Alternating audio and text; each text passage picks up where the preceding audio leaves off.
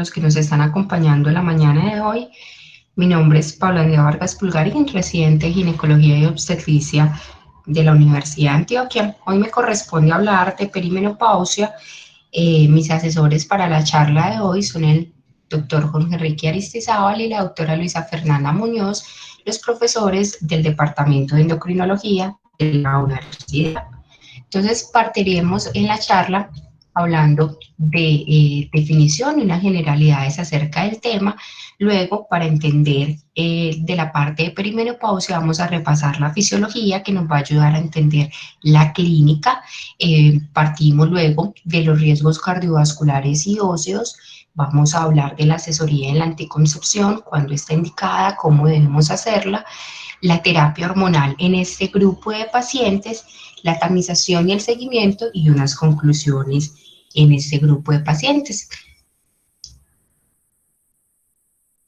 Tenemos que tener en cuenta que paralelo al concepto de perimenopausia existe un término que es el término de transición menopáusica, definido como un periodo finito de los cambios fisiológicos que culminan en la senescencia reproductiva. Ese es un término que me abarca un global de definiciones en donde se asume que la mujer que cursa en esta transición puede tener unos desafíos únicos que impactan de una manera significativa en el bienestar de una población general y en la calidad de vida de la mujer.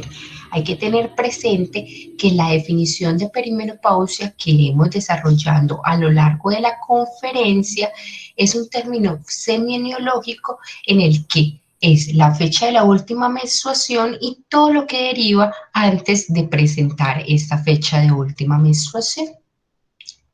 Para que miremos la perimenopausia aproximadamente tiene una edad de aparición en torno a los 45 años, en un 5% en los extremos de la vida aparece en los 39 años y en otros 5% aproximadamente a los 55 años. Tiene una duración promedio establecida en la literatura de unos 5 años. Tenemos que tener presente que muchas mujeres pueden experimentar durante la transición menopáusica algunos síntomas importantes y muy molestos que han sido descritos en la literatura, mientras que otras no muestran sintomatología alguna o esta es tan mínima que incluso puede pasar desapercibido. Los síntomas clínicos descritos en esta etapa hay que tener presente que son inconstantes, son variables, son difíciles de cuantificar por su carácter subjetivo y las diferentes experiencias y el espectro de la gravedad de estos síntomas son modulados y son condicionados por factores socioculturales, lo que hace que sea muy difícil determinar qué se debe a lo biológico versus qué se debe a la variedad y a la influencia cultural. Por tanto, es bien importante que tengamos esto en cuenta a la hora de determinar la clínica de las pacientes. Entonces, si vamos a mirar este estudio, por ejemplo, es uno de los estudios más grandes realizados, es un estudio, el estudio de SWAN, que se llevó a cabo en los Estados Unidos desde 1994, se realizó con el apoyo de más de 7 centros de investigación, con la participación de más de 3.302 mujeres que abarcaron más de 5 grupos étnicos y culturales. Es un estudio epidemiológico longitudinal en el que buscó evaluar los cambios físicos, biológicos, psicológicos y sociales que tenían las mujeres en su periodo de perimenopausia y menopausia. Este estudio lo que buscaba era aportarle al personal de la salud todas las herramientas para que pudiéramos entender toda esta etapa de transición. Y es a partir de estudios como este que se han reportado datos estadísticos en los diferentes textos y en los diferentes artículos de investigación. Recordamos por favor a las personas que se conecten, activar sus micrófonos. Muchísimas gracias. Bueno, es importante, vamos a mirar acá para que entendamos toda la parte de la clínica y para que entendamos todos los cambios que tienen estas mujeres en su periodo de transición menopáusica, que entendamos todo el ciclo reproductivo y los cambios fisiológicos propios de las mujeres. Para esto, en el año 2001, con una actualización a nivel del 2010, el grupo SAUT realizó un consenso, una estandarización de su nomenclatura para los diferentes ciclos de la mujer. Entonces, este sistema divide la vida de la mujer en tres grandes fases. Entonces, una fase reproductiva, una fase de transición y una fase de posmenopausia. Cada fase, a su vez, se divide en unas etapas según la información obtenida a través de la clínica de la paciente, en la que se tiene en cuenta los datos de los ciclos menstruales y de la clínica referida por ella. Se tiene en cuenta los hallazgos de laboratorio, principalmente por los niveles séricos de la hormona de la FSH, la hormona folículo estimulante, la hormona antimulleriana, y también los datos y los hallazgos a nivel ecográfico, en el que se mide el recuento de folículos antrales. Vamos a mirar que la parte del periodo reproductivo está dividido en las etapas de -5 a -3.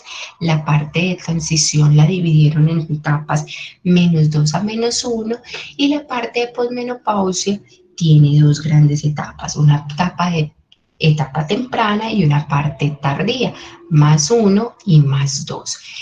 La fecha de la última menstruación está delimitada, que es la que miramos acá en línea roja, es el periodo 0, y es el que nos divide en el tiempo reproductivo y en el tiempo y el periodo postproductivo. Como les había mencionado al principio, el periodo de perimenopausia es todo lo que ocurre alrededor en los años previos a esa fecha de última menstruación y todos los cambios que ocurren en este periodo.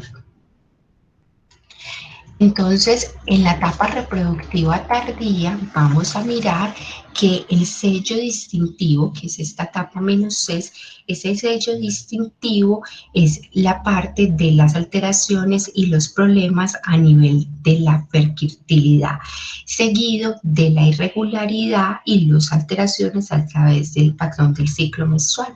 En esta etapa, los ciclos menstruales cada vez van a ser más acortados, como cambios a nivel de laboratorio. La FSH cada vez se va a empezar a aumentar más, hay una disminución en el recuento de los folículos antrales, los niveles hormonales de la antimulleriana y de la inhibina B cada vez van a estar más disminuidos. Recordemos que la inhibina D es un producto de las células de la granulosa que ejerce una acción importante de retroalimentación negativa sobre la secreción de la FSH. Entonces, por tanto, si la FSH cada vez está aumentando más, la inhibina va a estar disminuyendo. Por otro lado, la paciente cada vez puede presentar síntomas vasomotores. Acá son excepcionales, ¿cierto? No es un patrón que sea como distintorio. En la parte de la transición menopáusica temprana, se caracteriza que el sello distintorio va a ser una irregularidad que es creciente en la duración del ciclo menstrual. Acá los periodos van a durar más de 7 días en una mujer que tenga un ciclo normal de 21 a 35 días, y esto va a ser por más de 10 ciclos continuos. La FSH a nivel de laboratorio cada vez va a estar más alta, los niveles de antimulleriana y de inhibina B cada vez van a ser más bajos o indetectables. El recuento folicular antral medido ecográficamente cada vez va a ser más bajo. Los síntomas vasomotores ya van a ser muchísimo más frecuentes, y los problemas de fertilidad cada vez van a ser muchísimo más también frecuentes hallados en este grupo de mujeres.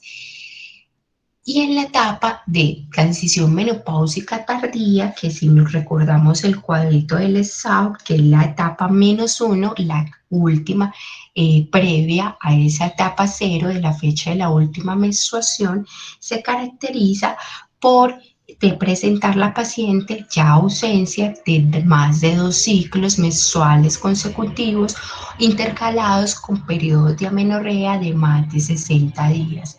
La paciente acá ya cursa con síntomas vasomotores, sofocos, sudoración nocturna de forma frecuente, ya la incidencia de anovulación es muy frecuente y la FSH ya se encuentra en rangos menopáusicos, más de 25 unidades por litro. Sin embargo, hay que tener presente que en las pacientes hay un grupo de pacientes que puede tener su FSH en rango premenopáusico y que aún puede tener niveles hormonales de estrógenos que son circulantes y que están en rango pues normal. Se estima que esta etapa dura aproximadamente de 1 a 5 años antes de presentar esa fecha de la última menstruación. Otro concepto que tenemos que tener muy claro y que debemos entender es que los niveles de estrógeno de estradiol no disminuyen de una forma abrupta en los años previos a la menopausia. Inclusive estos pueden estar ligeramente elevados hasta un año antes de la menopausia como tal, ¿cierto? Entonces, como vemos en esta gráfica, entonces, antes de un año como tal la menopausia, esos niveles de estradiol pueden estar elevados en contraposición a esos niveles de FSH que ya vienen a presentar, que ya vienen presentando un aumento. Entonces, esto tenemos que tenerlo presentes. No hay una indicación en la literatura, no, a excepción de las pacientes que vienen a un estudio para infertilidad, no hay una indicación para que se realice una medición rutinaria de esos niveles hormonales de FSH, estradiol, para determinar si la persona se encuentra en un periodo de transición menopáusica. Con la clínica de la paciente, si en algún momento es requerido, podemos determinar este proceso. Bueno, otros hallazgos también que cursan las pacientes en este tiempo son la parte de la adenomiosis, la endometriosis, los quistes ováricos funcionales, los pólipos uterinos, las mastopatías benignas y la hiperplasia endometrial. Ya más adelante, cuando ya hay un déficit estrogénico significativo, las pacientes van a presentar unos síntomas vasomotores que están descritos en la literatura y que se evidencian. Las pacientes los tienen hasta en los más del 80% de los casos. El síndrome urogenital, representados por una dispareunia y por una sequedad vaginal, está también presente en la mayoría, más del 40% de estas pacientes, y son las aquejas que nos llevan que las mujeres consulten en este periodo de transición. Entonces tenemos que tenerlos presentes.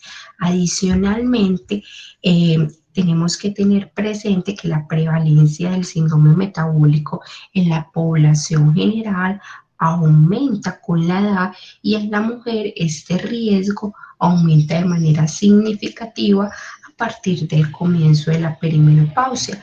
El síndrome metabólico está asociado a un alto riesgo de desarrollar enfermedades cardiovasculares, diabetes mellitus tipo 2 y también a una parte de mortalidad. Hay una asociación, como lo vamos a mirar más adelante, de disminución en la masa ósea y enfermedad neurodegenerativa, que está también referenciada en la parte de la literatura. Es importante que conozcamos que, perdón, acá en esta diapositiva que se me pasó, que el riesgo cardiovascular se incrementa con la edad. Entonces, todos los estudios desde hace muchísimo tiempo son enfáticos en señalar que hay un pico que se evidencia a partir de los 35 años.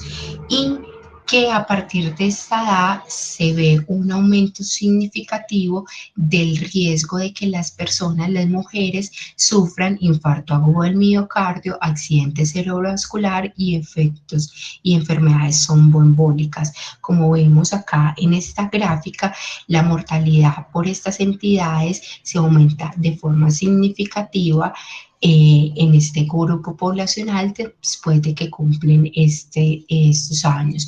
Más recientemente, y reafirmando pues lo anterior, se realizó una revisión sistemática y un metaanálisis que se publicó, pues se realizó en el año 2015, que evaluó el efecto de la edad y el inicio de la menopausia y la duración de esta para el desarrollo de enfermedad cardiovascular y mortalidad por enfermedad cardiovascular, y lo compararon en las mujeres que presentaron menopausia antes de los 45 años y después de los 45 años. Incluyeron 32 estudios y un grupo poblacional muy grande de 310.329 mujeres. Si miramos acá la parte de resultados, los riesgos relativos para enfermedad coronaria, muerte por enfermedad coronaria, mortalidad por todas las causas, podemos ver que son estadísticamente significativos, lo que nos indican que hay un mayor riesgo de enfermedad cardiovascular y muerte global por enfermedad cardiovascular en las mujeres que tienen un inicio temprano de esta entidad, o sea, un inicio de su periodo menopáusico antes de los 45 años. En cuanto a la parte de la disminución de la masa ósea, tenemos que tener presentes que cuando hay una pérdida de la calidad y la densidad ósea, que son los que le dan la fortaleza al hueso, eh, es un periodo de riesgo significativo y que esto comienza aproximadamente eh, comienza todo el periodo de la perimenopausia y ocurre más o menos en un 1 o un 2% al año y dura aproximadamente 8 a 10 años. El papel de los estrógenos es muy importante porque los estrógenos ejercen una acción inhibitoria sobre la resorción ósea mediante la inhibición de la actividad de los osteoclastos. Entonces, todo esto nos justifica la búsqueda de los principales factores de riesgo de la osteoporosis en todas estas mujeres para aquellas en las que identificamos los factores de riesgo, le realicemos una densitometría ósea antes del periodo de tamización normal. En cuanto a la parte del riesgo de embarazo, es muy importante destacar que aunque la fecundidad se reduce notablemente en este periodo, el 25% de los ciclos en este grupo de mujeres pueden ser ovulatorios, inclusive en aquellas mujeres que cursen con ciclos irregulares y de más de 60 días. Es por esta razón que las mujeres en esta etapa continúan en riesgo de embarazo no planeado y deben, por tanto, recibir una asesoría en anticoncepción. Esto es muy importante que quede claro a lo largo de esta charla. Para que brindemos una adecuada asesoría en anticoncepción, debemos tener unas consideraciones especiales y claras, ya que como habíamos mencionado anteriormente, con la edad, como lo dijimos, aumenta la prevalencia de obesidad, de hipertensión, de diabetes, de enfermedad cardiovascular, y que esas son condiciones que se deben tener en cuenta a la hora de elegir un método anticonceptivo. Entonces, a la hora ya una vez que nosotros descartamos todas esas comorbilidades médicas, que nos dimos cuenta de que esa paciente no tiene ninguna de ellas, podemos decir que por criterios de elegibilidad de OMS, todos los anticonceptivos per se son categoría 1 y 2. Adicionalmente, debemos buscar en la medida de lo posible unos beneficios adicionales para la salud de la paciente y debemos tener presente que estos métodos se pueden usar hasta la menopausia. En cuanto a las diferentes opciones anticonceptivas, entonces tenemos que los dispositivos intrauterinos son efectivos, seguros, fáciles de implementar en estas pacientes. Son pocas las contraindicaciones para su empleo. Siempre debemos recomendarlos como una de nuestras primeras líneas. También los métodos de solo progestágeno son una opción importante para la mayoría de las mujeres, ya que no se han asociado mayor riesgo, a un mayor riesgo de complicaciones cardiovasculares. Y por el otro grupo, los métodos combinados con estrógeno también se pueden usar de una manera segura si la paciente no tiene factores de riesgo cardiovascular y si no tiene contraindicaciones para la parte del uso del estrógeno.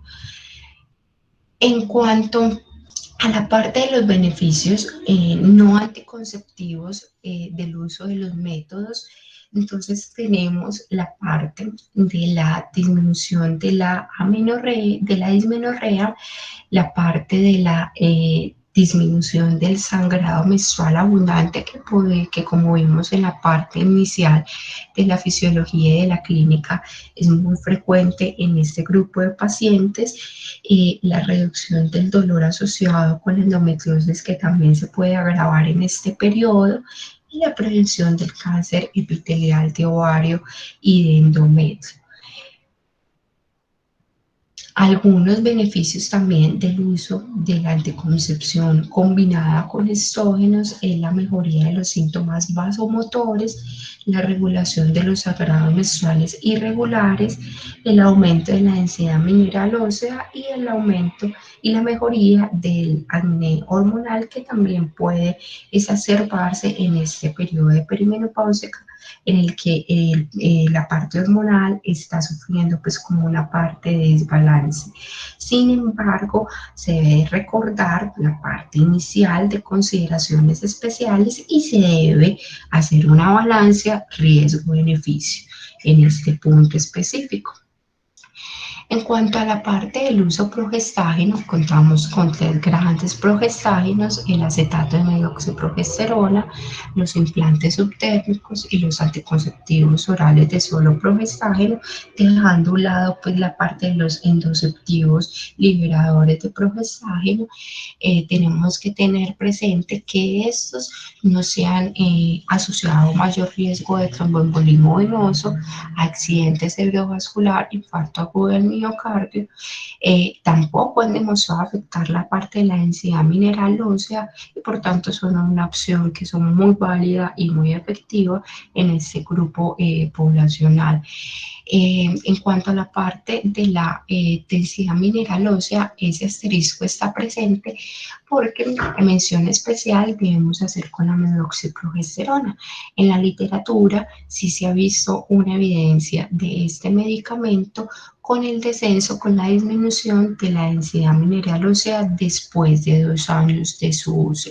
Sin embargo, la literatura también nos informa que esta disminución es reversible después de su interrupción y lo más importante es que si vamos a ver el verdadero desenlace importante que es la fractura por disminución de esa densidad mineral ósea, no hay un riesgo, no hay un mayor riesgo, no se ha visto que haya una asociación directa, entonces por tanto no es como tal un riesgo mayor que debemos tener presente y de ahí es que se destapó el consejo de no usar este medicamento por más de 2 años. No es necesario realizar una densitometría ósea a las pacientes que use el acetato de medoxiprogesterona y eso lo debemos tener presente. Bueno, en cuanto a la parte de la tubectomía, entonces vamos a tener que es una opción descrita como una opción efectiva para todas las pacientes que ya tienen una paridad satisfecha, tomando en cuenta la evidencia pues, de que los cánceres epiteliales de ovario se originan en las trompas de falopio. Algunas guías recomiendan la salpingectomía bilateral en aquellas pues, que decían como la parte de la esterilización. Bueno, incluyendo en la parte de la charla un tópico que es la suspensión de la anticoncepción entre ese periodo de perimenopausia y ya menopausia. Entonces, en cuanto a la suspensión de cuando realizamos una suspensión de los dispositivos intrauterinos, está claro que estos todos se deben retirar. Entonces, en una paciente en la que se le realizó una inserción de T de cobre después de los 40 años, las guías, basándonos principalmente en esta guía, lo que aconseja es que esta se puede dejar hasta que realicemos un diagnóstico de menopausia, tengamos una ausencia de sangrado menstrual por más un año después, o sea, que tengamos un diagnóstico ya claro. Respecto a los endoceptivos, específicamente hablando del endoceptivo tipo Mirena, insertado después de los 45 años, este no requiere reemplazo a los 50 años, o sea, una vez que se acabe su periodo de 5 años, y se puede dejar hasta los 55 años, periodo en el cual se aconseja su retiro. Y se garantiza, pues la guía es enfática decir que en ese periodo se garantiza que cumple su efectividad anticonceptiva. En cuanto a la parte del acetato medoxiprogesterona, también la guía nos recomienda que se realice en las mujeres mayores de 55 años un cambio a otro método de progestágeno, sea mini píldora, sea implante o sea endoceptivo. Pero antes de realizar ese cambio, nos aconseja la medición de una FSH para que descartemos, miremos a ver si la paciente está en un periodo de menopausia o no. Entonces, para eso hacemos esta medición. Si la paciente tiene una FSH mayor de 30 a 35 unidades por litro, la paciente está cursando con menopausia y no es necesario realizar este cambio. En cuanto a los métodos hormonales combinados, entonces también lo que aconsejan las guías es que realicemos en las mujeres mayores de 50 años un cambio por un método, sea un endoceptivo o sea un método de solo progestágeno. También, previo a este cambio, realicemos una medición de FSH para determinar si la paciente está o no en un periodo de menopausia. Entonces, si está en más de 30 unidades internacionales, pues está en menopausia. Si está menos de 30, puede estar cursando con un falso negativo. Entonces, acá lo que se aconseja es medir la FSH después de 14 días de suspendido el método. Es importante que durante toda esta suspensión del método la pareja esté utilizando método de barrera para prevenir un embarazo no planeado y se realice una nueva medición. Otra estrategia está el suspender el método anticonceptivo durante 2 ciclos, evaluar el patrón menstrual usando método de barrera y se verifica pues ahí como la ausencia de periodo menstrual y se gana pues se evalúa si está o no en un periodo de menopausia. Bueno, entonces en cuanto a la parte, pasando ya al tópico de la terapia hormonal, entonces esta solo se propone a las mujeres cuya perimenopausia es sintomática, afecta su calidad de vida y que además lo solicitan. Tenemos que tener presente que no se aconseja como prevención primaria ni secundaria de enfermedad cardiovascular ni para efectos en la densidad mineral ósea ni enfermedad neurodegenerativa. Entonces, tenemos que tener a la hora de nosotros realizar una elección de la terapia hormonal, las siguientes consideraciones. Una, mirar el estado metabólico de la paciente, que no curse con una enfermedad cardiovascular, con un factor de riesgo cardiovascular, que no tenga contraindicaciones para la parte de los tratamientos hormonales exogénicos y que la paciente no tenga una necesidad de anticoncepción. En cuanto a la parte de si la paciente cursa con síntomas vasomotores como son los sofocos y la sudoración nocturna y aparte tiene síntomas, tiene algún factor de riesgo como lo es la hipertrigliceridemia, el riesgo elevado de trombosis, la migraña sidonaura, enfermedad hepatobiliar, síndrome metabólico, obesidad, diabetes, las guías nos recomiendan que la terapia hormonal transdérmica sea la de primera elección en este grupo poblacional de entrada. Otras consideraciones que tenemos que tener presentes es si la paciente tiene o no útero. Si tiene útero, es necesario que hagamos una protección endometrial con el progestágeno, entonces debemos hacer una terapia con estrógenos y progestágenos, o si tiene el antecedente de una histerectomía, solo debemos dar la terapia estrogénica. En cuanto a las diferentes opciones, entonces los progestágenos los podemos dar de forma continua, de forma cíclica, o los podemos dar con los endoceptivos.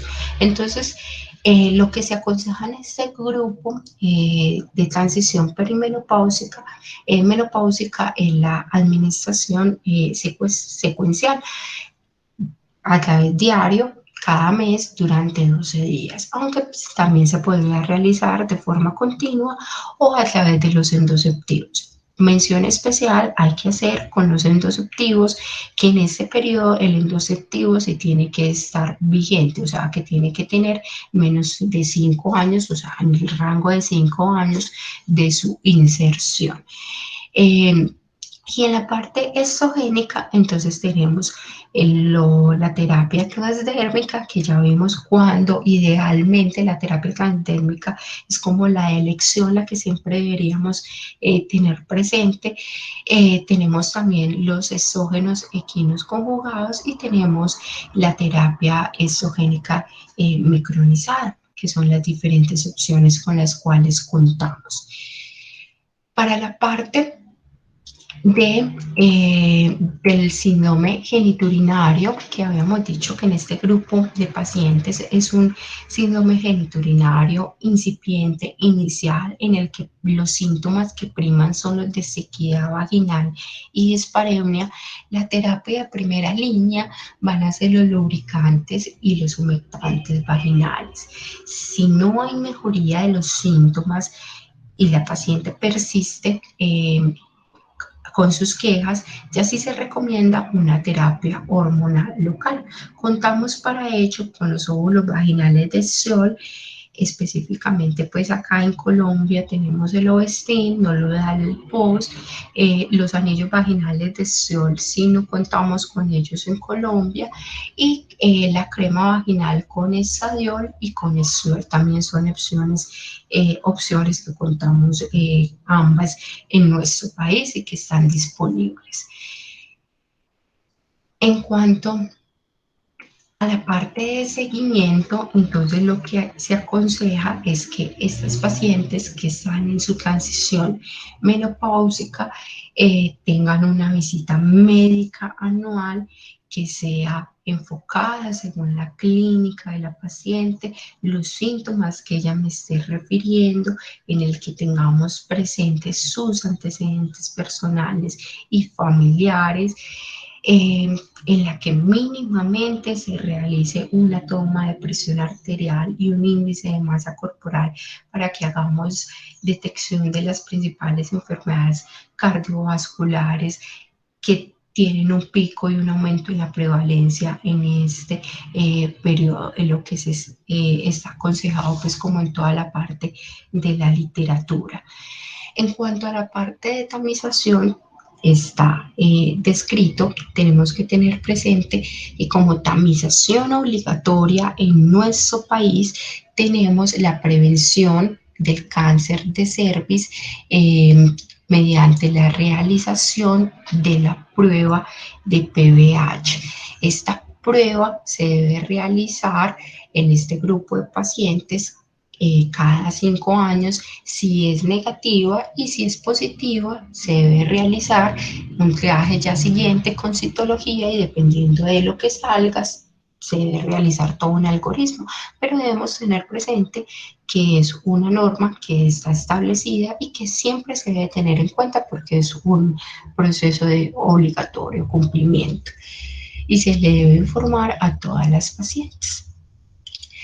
Entonces, como conclusiones, para que nos llevemos para la casa, debemos tener claro que la perimenopausia no es un trastorno, es un periodo fisiológico por el que atraviesan todas las mujeres en algún momento de su ciclo normal. Debemos asegurar que ese envejecimiento reproductivo es un fenómeno normal, debemos brindar una orientación, una educación para facilitar la toma de decisiones de la paciente y debemos detectar lo antes posible cualquiera de las principales enfermedades crónicas para brindar un tratamiento oportuno de estas. Bueno, muchísimas gracias. Esto era lo que les tenía como en la mañana de hoy, de un tema que muy pocas veces se ha visto como en conferencias y se habla como mucho. No sé si tengan dudas al respecto, comentarios.